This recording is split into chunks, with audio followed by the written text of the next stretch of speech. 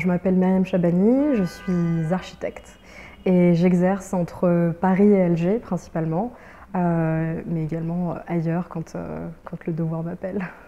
Je viens d'une famille qui me prédestinait un peu à ce genre de métier. En fait, mon grand-père s'appelle Louardi Chabani et c'était un grand bâtisseur en Algérie. J'ai un peu grandi avec cette figure totalement mythique de cet homme qui est sorti d'une pauvreté extrême et qui a essayé de construire et d'en même temps construire en fait à la fois le milieu dont il venait en apportant en fait des infrastructures publiques dans son village natal et en essayant de vraiment mettre en place une espèce de dynamique un peu familiale façon parrain. Moi j'ai toujours été très intéressée par des choses où j'arrivais à avoir une logique en fait. Essayer de voir tout un tas d'éléments et tirer des liens entre eux et dire ah mais en fait évidemment. Et la lumière se fait. Et en fait c'est la recherche de ce moment un peu eureka, essayer de voir plein de choses qui... Voilà, tu te balades dans une rue, ça n'a pas forcément de sens en fait, et d'essayer de regarder tous ces éléments, de les dessiner, de les décortiquer et essayer de voir comment tous ensemble ils construisent en fait un écosystème au sens le plus pur du terme.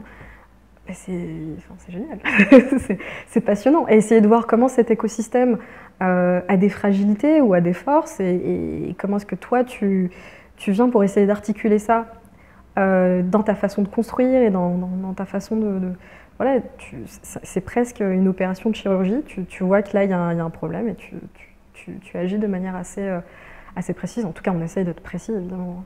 Des fois on fait n'importe quoi, mais c'est pas faute d'essayer. Voilà, c'est un peu tout ça qui fait que je pense que c'est un métier passionnant. Aujourd'hui, en fait, on travaille d'un côté avec une agence qui s'appelle TXKL Architecture, avec laquelle donc, on réalise des projets. On a d'un côté un centre culturel qu'on réalise en Birmanie avec en fait, le client, c'est une série de petites entreprises qui viennent toutes d'un même village, qui se sont assemblées pour essayer de ramener de la culture en zone rurale, avec, on va dire, des principes de vivre ensemble et de partage qui nous semblaient assez importants et pertinents, tout particulièrement dans ce pays et face aux défis précisément du vivre ensemble qu'il affronte. Forcément, on arrive avec des envies de faire des choses un peu différemment. On a envie de se poser des questions sur tu vois, les circuits de construction. Par exemple, tu es dans un pays où on produit énormément de briques, mais la brique est cachée. C'est-à-dire qu'on va venir et on va peindre par-dessus, on va remettre de l'enduit béton par-dessus parce qu'en fait, la mise en œuvre n'est pas très bien réalisée, que le savoir-faire de l'exécution de la brique a été perdu. C'est quand même un comble. T'as un matériau qui est absolument magnifique, qui est quand même assez difficile d'accès dans les pays qui ne sont pas producteurs, qui coûte relativement cher. Tu es dans un pays qui le produit lui-même, où les prix sont très compétitifs, mais non, on ne va pas pouvoir utiliser ça parce qu'en fait, on ne sait pas le mettre en œuvre.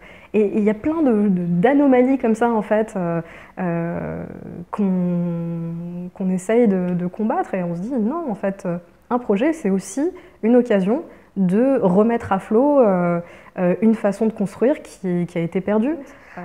Il y a également une opération, par exemple, hôtelière qu'on réalise en Algérie, dans une ville qui s'appelle Batna, dont je suis originaire, dont toute ma famille est originaire. Comment est-ce qu'on construit aujourd'hui sans tomber dans les cités dortoirs, dans les opérations de promotion immobilière où on va dire, les bénéfices sont un peu la priorité et pas particulièrement la qualité de vie et l'équipement en fait, de ces espaces créés dans un pays qui a eu une histoire coloniale parce que tu as une façon de construire qui est héritée en fait d'un système colonial, qui est héritée aussi on va dire de modèles provenant en fait d'autres climats qui ont été plus ou moins calqués, légèrement adaptés en fonction des lieux. qu'est-ce que ça veut dire de construire dans ces pays-là, de quelle manière est-ce que tu fais des modèles qui, à la fois, trouvent leurs propres références. Tu ne peux pas refaire la même chose que ce qu'il y a 2 siècles et tomber dans le pastiche, parce qu'on a assez souvent ça, en fait, avec une espèce de romance néo-mauresque qui ne correspond plus à rien, et d'un autre côté, des capsules un peu venues d'ailleurs, qui tombent et qui correspondent à un idéal de ce que serait l'architecture contemporaine, moderne, super chic, super cool, et ce dont on a envie aujourd'hui pour la ville. Du coup, on a monté une association qui s'appelle New South, donc New South, Nouveau Sud, hein, qui a pour but en fait de servir de plateforme de recherche sur ces questions-là, construire dans des villes post-coloniales, construire dans des pays émergents.